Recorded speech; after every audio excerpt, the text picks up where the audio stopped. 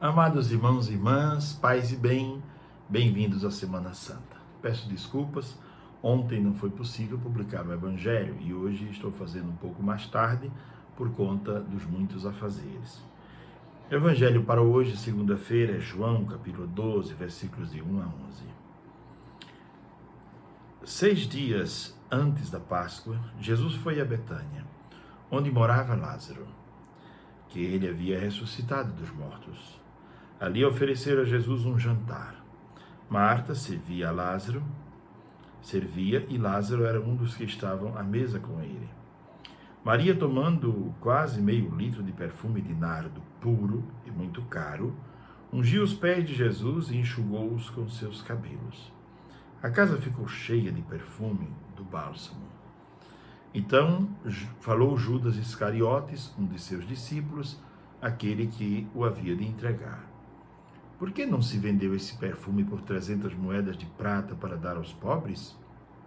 Judas falou assim, não porque se preocupasse com os pobres, mas porque era ladrão. Ele tomava conta da bolsa comum e roubava o que se depositava nela. Jesus, porém, disse, deixa. Ela fez isso em vista do dia da minha sepultura.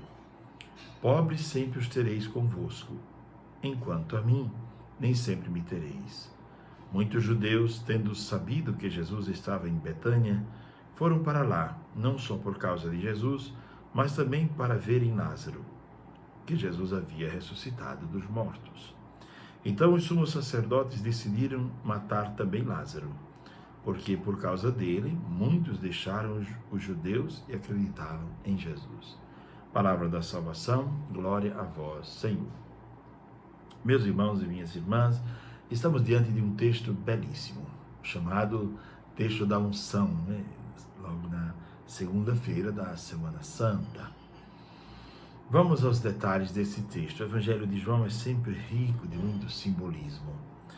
Primeira coisa é dizer que Marta e Maria estão muito agradecidas a Jesus, porque nós podemos retomar os textos anteriores e ver que Jesus tinha vindo à casa de Lázaro quando Lázaro já estava morto, há 4 dias e já cheirava mal. Então, quanto vale uma vida? Qual é o valor de uma vida? A vida não tem preço. Por isso, Marta e Maria estavam muitíssimo satisfeitas, porque Jesus tinha chamado Lázaro da sepultura para a vida de novo, tinha reanimado Lázaro. E Maria, que era mais jovem, não fez questão de usar um perfume caríssimo. Esse perfume era caríssimo, custava muito. Dizem os estudiosos que custavam o dinheiro de um ano de um operário. Então significa dizer que era muito dinheiro. Para quem foi muito ajudado e muito amado, a gratidão também deve ser grande, não é? A gratidão deve ser oferecida na medida que a pessoa recebeu a graça. Outro dia alguém me disse, padre, eu vi uma pessoa colocando uma oferta em tal igreja e achei que era demais. Eu disse, mas você conhece a história dessa pessoa? Talvez ela tenha sido liberta de um câncer, talvez alguém da família usava drogas, deixou de usar, porque ela pediu a Deus uma graça. Talvez ela tenha alcançado uma graça tão grande que não havia valor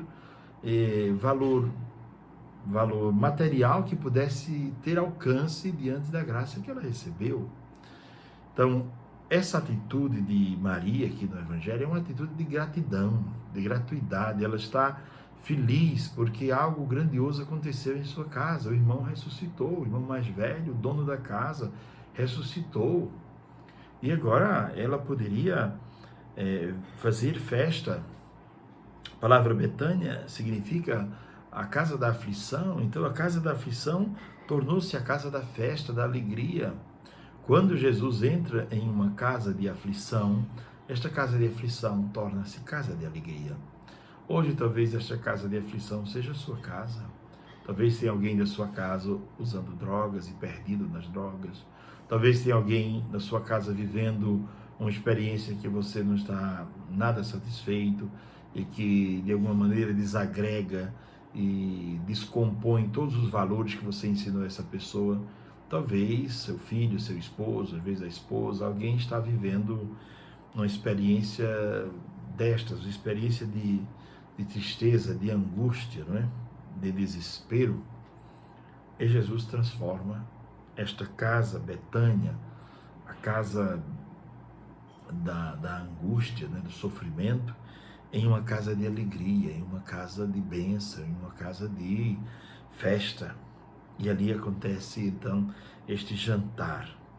Estavam muitos convidados ali, porque viram a grandiosidade do milagre. Jesus havia chamado um homem que estava na sepultura.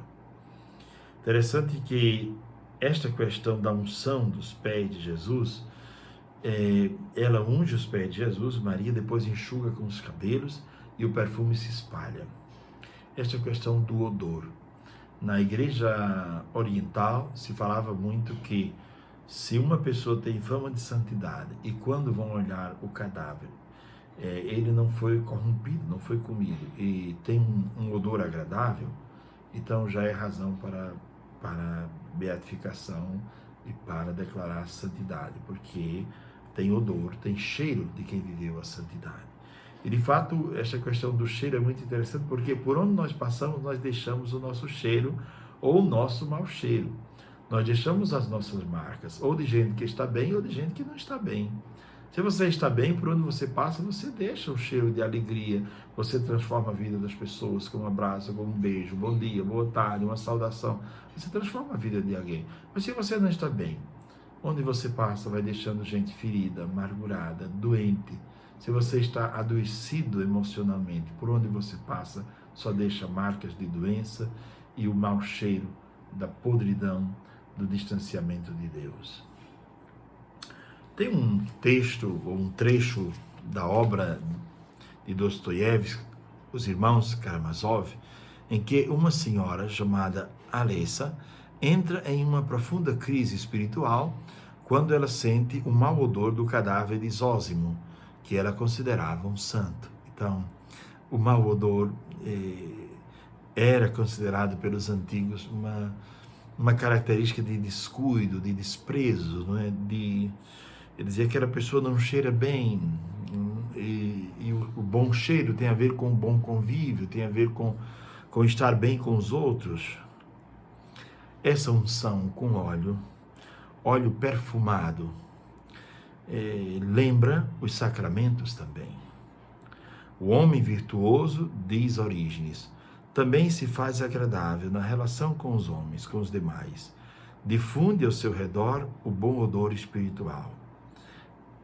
Esta prefiguração, essa degustação antecipada da ceia celeste que haverá com Deus na eternidade, se percebe no caso de alguns santos de uma maneira sensorial. Quer dizer, Orígenes fala sobre isso, sobre a santidade, ter o cheiro de santidade. Por onde passar, deixar o cheiro, a marca, o perfume da santidade. Pois bem, Judas diz a Jesus, e faz uma espécie de... Ele diz, olha, se nós pegássemos esse dinheiro, nós podíamos ajudar os pobres. Por que não vendemos esse perfume para dar aos pobres? E o evangelista diz, Judas falou assim, não porque se preocupasse com os pobres, porque se ele tinha a bolsa do dinheiro, das ofertas que o povo dava para Cristo, ele poderia já ter feito muito pelos pobres. Se não fez, diz os antigos padres da igreja, porque não quis. É porque usava o dinheiro de maneira errada. Então ele pergunta, por que não guardamos isto para dar aos pobres? E Jesus diz, pobres sempre os tereis. Quer dizer, essa atitude de gratidão é uma atitude de alguém que viveu uma graça especial e ela quer reconhecer com esta atitude de gratidão. O cuidado com os pobres é algo que não deve nunca deixar de acompanhar o coração dos cristãos. Essa era uma marca dos cristãos dos primeiros séculos e deve ser uma marca nossa também, o cuidado e o zelo com o próximo. Não só o pobre que não tem pão, não tem comida, mas aquele que é pobre, em outros sentidos também, o pobre existencialmente falando, não é? São João Crisóstomo diz que Jesus não repreendeu Judas abertamente, como fez aqui João no Evangelho, e diz com todas as letras, Judas fez isso porque era ladrão. Jesus não o repreendeu assim porque Jesus esperava que Judas se convertesse. Jesus tentou até a última hora converter este homem. Na última ceia, inclusive, deu para ele um pedaço de pão embebido no vinho, como uma mãe dá uma bolacha ou um pão embebido no café ou no leite para o filho. Ele fez isso com Judas, um gesto de muito amor, um gesto de amor e de proximidade, tentando salvar aquele que tinha o coração preso ao dinheiro, tentando libertar o coração daquele homem que não aceitou ser libertado. E por causa do dinheiro, não é? Vendeu Jesus. Vendeu Jesus por 30 moedas de prata, que seria o valor naquela época. Tem um dos grandes historiadores da época, aliás, um dos imperadores romanos, que fala sobre isso e diz que 30 moedas dava para comprar, na época em que Jesus foi traído, comprar uma cerveja ou pagar um cabeleireiro mais simples. Então era pouco dinheiro. A vida de Cristo para Judas não valeu tanto. 30 moedas de prata. Por 30 moedas ele vendeu o mestre. Ele traiu o seu Senhor. Pois bem, meus irmãos e minhas irmãs, começamos a Semana Santa com este texto belíssimo. Um texto que nos convida a ter um coração grato a Deus. Ter um coração cheio de gratidão. Em segundo lugar, expressar esta gratidão a Deus, saber que mesmo que eu expresse essa gratidão a Deus, Deus vai me dar em dobro, para que eu possa também cuidar dos pobres e dos necessitados. Abençoe-vos o Deus, que é todo-poderoso, Pai, o Filho e o Espírito Santo. Amém. Desejo a todos uma feliz Semana Santa e vamos agora recomeçar as gravações, né? Ontem, infelizmente, não foi possível, mas eu até dou uma dica. Se você procura o meu evangelho naquele domingo e não tem ali, nos anos anteriores tem. Então, você procura e pode fazer a sua meditação. O texto de ontem, os dois textos de ontem eram muito belos, mas eu fiz no ano passado uma preparação para o Domingo de Ramos, a partir da patrística dos padres da igreja, o que torna aquela reflexão algo que pode ser usado todos os anos. Como os padres da igreja viam estes dois textos, o texto da entrada de Jesus em Jerusalém de maneira triunfante, e depois o texto da paixão. Tenham todos um ótimo dia e uma feliz semana.